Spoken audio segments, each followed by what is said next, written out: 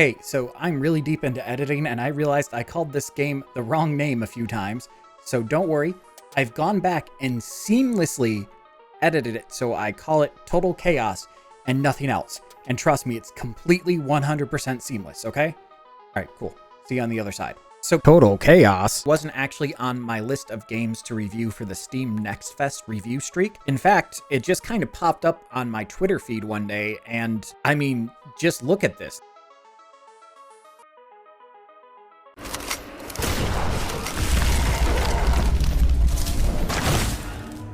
That goes so hard. I got tricked though, because I booted up this game thinking it was an FPS, and I was wrong. It's a horror game.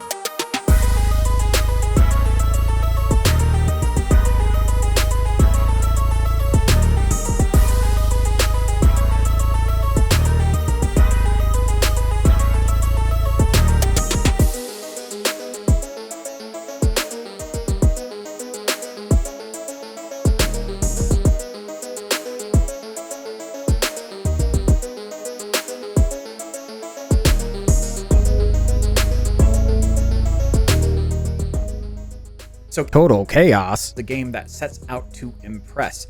It's developed by Trigger Happy Interactive, who made Turbo Overkill, but it's published by Apogee Entertainment. It's not quite the same Apogee Entertainment from the late 80s or early 90s, as that became 3D Realms, but in 2008, Terry Nagy, which I'm really sorry if I'm getting your name wrong, licensed the rights to use Apogee Entertainment as a publisher. Recently, they've gone a bit crazy in picking up these smaller indie games to publish, but I absolutely love that strategy. Two that I've picked up and now own are Wizardom and Below the Stone, and those are like opposite ends of the spectrum. Wizardom is like Wolfenstein 3D, but with magic and goblins and all that fun stuff. Below the Stone is a top-down 2D dwarven mining extraction game where you fight cave bats and orcs, and I love them both so much. Also, I am not avoiding talking about Total Chaos because I was scared by it.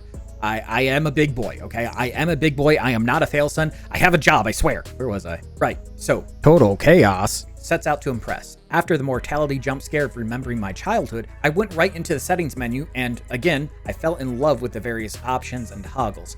Very important to mention, motion blur is turned off at the start. However, bloom is still turned on. You win some, you lose some. I'm also not sure what a few of these settings do, like face target on hit. Does that mean when I get hit, I turn and I face the thing that hit me? Or does it mean if I hit something, I turn and face it immediately? By the time I got to the point where I could hit things or things could hit me, I forgot about that option, if I'm being honest. Finally, there's a remove tightness. Finally, there's a remove tinnitus option, which I did turn on because I'm old and I already have tinnitus and I don't have to have that ringing simulated. They ask you how you are, you just have to say that you're fine when you're not really fine. Finally, and this is my bad, but if you have a controller plugged in, it looks like the game defaults to that. When I first loaded in, I couldn't move using my keyboard and mouse until my PS5 controller was unplugged. The game starts with a cutscene, there's no dialogue, there's some music and text on the screen, and this is when I got just a tiny bit nervous. See, I am not Rich Evans, but I do have the same issue that Rich Evans has, and that's the fact that I tend not to like surreal games or surreal stories that have that question of, oh, is this all real? Who knows? I hate those. So when I saw the text focus on I know who I was, I got just a tiny bit nervous. You're treated to a scene of your character, a Coast Guard, going to intercept a distress call from a damaged offshore boat. But during the rescue attempt, something strange happens. Did you guys see that? Well, I did, but I couldn't tell what it was. However, with the power of video editing, I can actually freeze that on a single frame and see what we're looking at. Horrifying. After your boat fails, you crash on an island. When you wake up, you repair your boat, but instead of leaving, your character decides he wants to stick around because someone wants to be found. Our character's not a genius, I guess. I don't know. Here's where I kind of like how this game doesn't really hold your hand. I walked around quite a bit, but I didn't know where to go even after finding this key. Instead of using yellow paint, thank you for not using yellow paint, the developers do use a healthy amount of light to try and guide you around. It took a while to get used to again, but I do like it a little bit better than having bright yellow paint smeared all over this derelict structure. or like a big waypoint that shows up on the screen. But that is something to keep in mind if you're used to playing games that hold your hand a lot when it comes to exploring. I didn't put 2 and 2 together, but looking back at my footage, it's actually incredibly clear to figure out on where to go. There's a huge swath of light behind the locked door that you use the key on. I will say that I do like how this game messes with your meta knowledge of how tutorials usually work in other games. Suddenly it pops up with a tutorial that says, this is how you attack. Why do you need to know that? Don't worry, it's just to knock some boards down. In a long hallway, they pop up with a tutorial that tells you this is how you dodge. Why? Well, don't worry about that. You might need it later, but not right now. This is a survival horror and items do matter. This is a survival horror game and items do matter. You do have hunger, stamina, and another bar that I wasn't really introduced to, but there are a few other things that you have to watch out for later.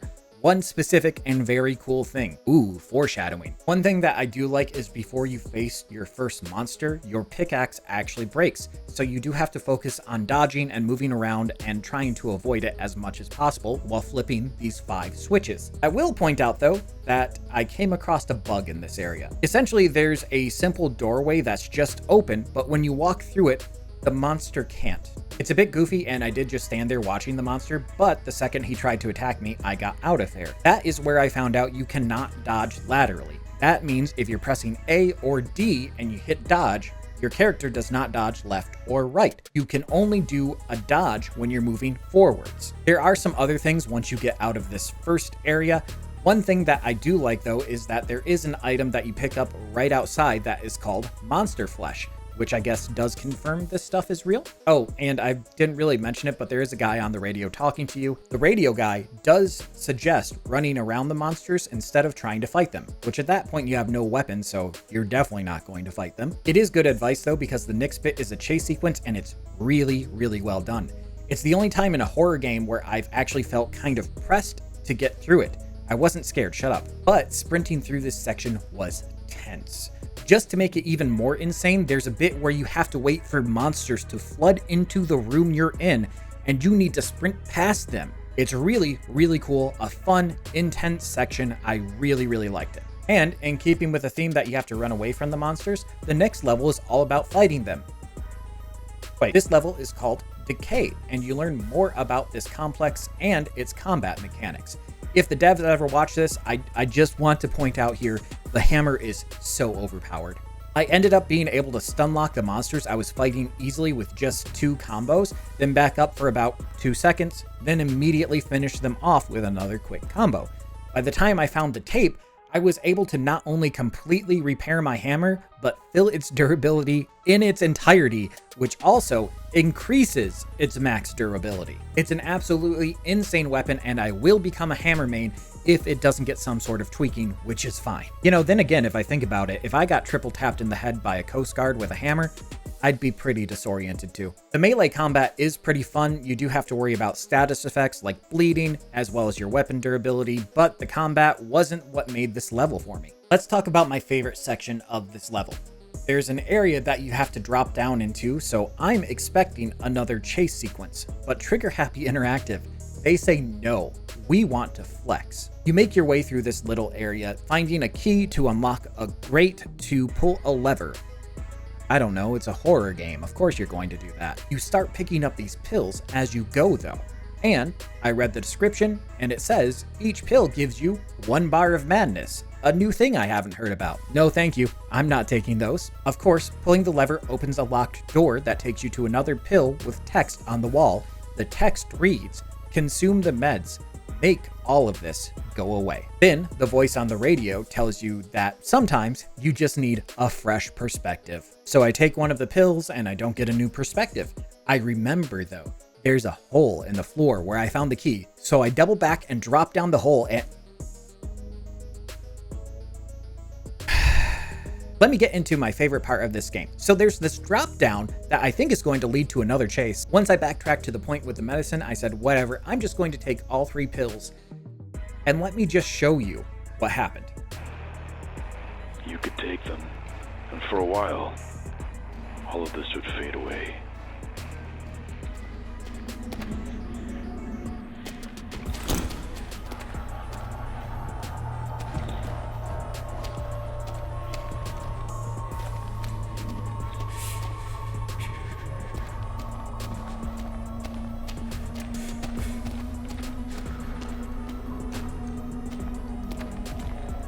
This is the coolest thing I have seen in a horror game for a while.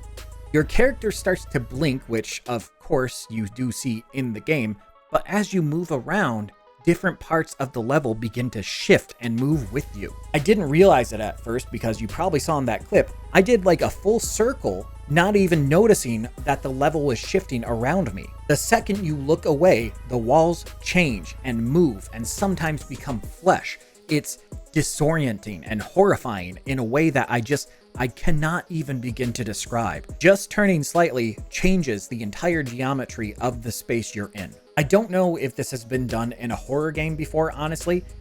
Like, no clue. I just don't play them a whole lot. But this feels like the biggest flex a development team can pull off, and I love it. I'm here for it. Bravo, Trigger Happy Interactive. Like, this turned from a, I don't really like horror games, so maybe I'll get it, to, oh cool, it's out in a month, I can't wait to buy it. Once you run out of a flesh tunnel, you find a save room, and once you save, your madness returns to 0. The guy on the radio says, This is where it started. How it all began. I see it clearly now.